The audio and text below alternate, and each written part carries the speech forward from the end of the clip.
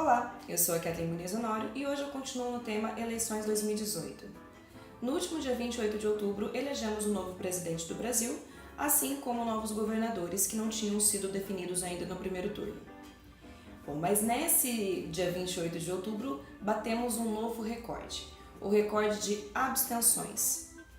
Mais de 31 milhões de brasileiros não votaram.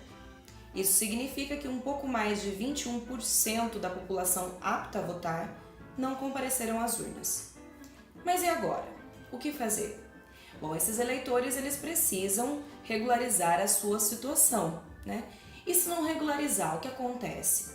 Bom, o eleitor que não está em dia com os seus deveres perante a Justiça Eleitoral terá algumas restrições no seu exercício, né?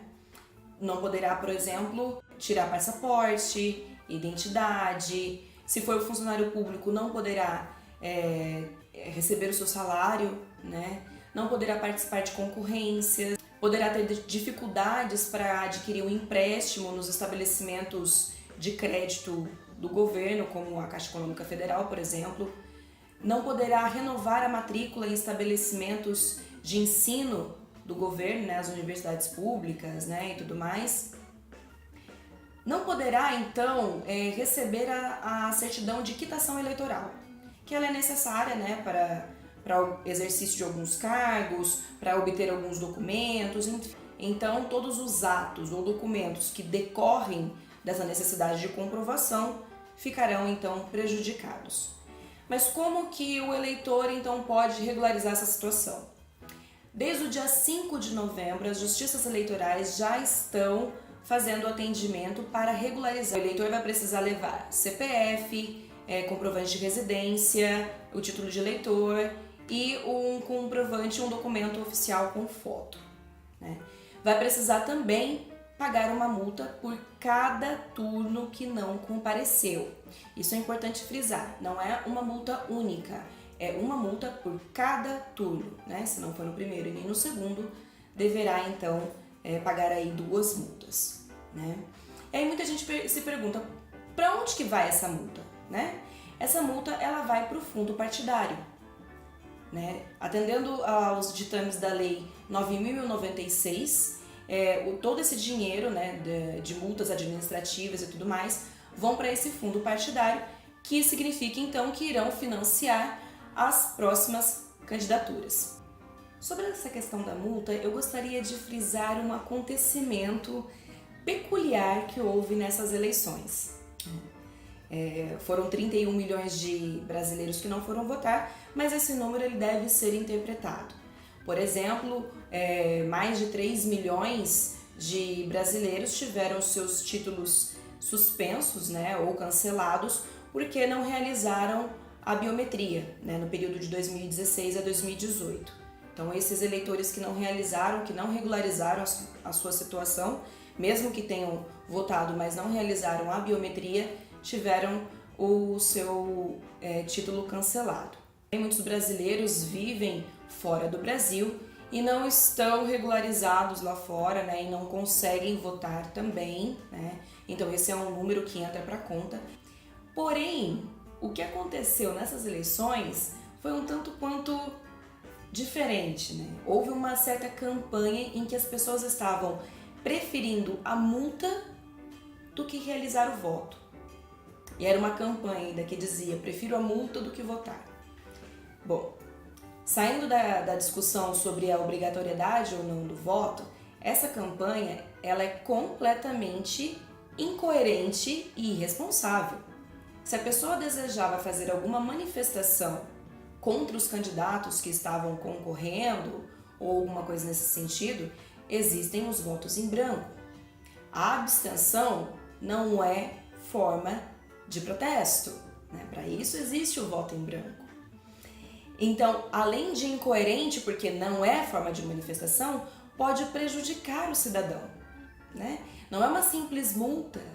As consequências que o cidadão pode ter pelo não exercício da sua cidadania podem ser gravosas, né, para essa pessoa. Então foi completamente irresponsável essa campanha. E eu volto a falar sobre isso, gente. o voto no Brasil ele foi arduamente conquistado. Ele sempre foi muito excludente. Na história do Brasil nós temos um percalço muito complicado, muito confuso de como foi o exercício pleno desse direito, né? Mulheres não votavam, pobres não votavam, negros não votavam, analfabetos não votavam, existia voto de cabresto, existia voto de procuração. Sempre o voto foi excludente para o povo, né? O povo nunca votou, o povo nunca votava da maneira que queria, né? Então, o voto nos moldes que traz a Constituição é muito recente.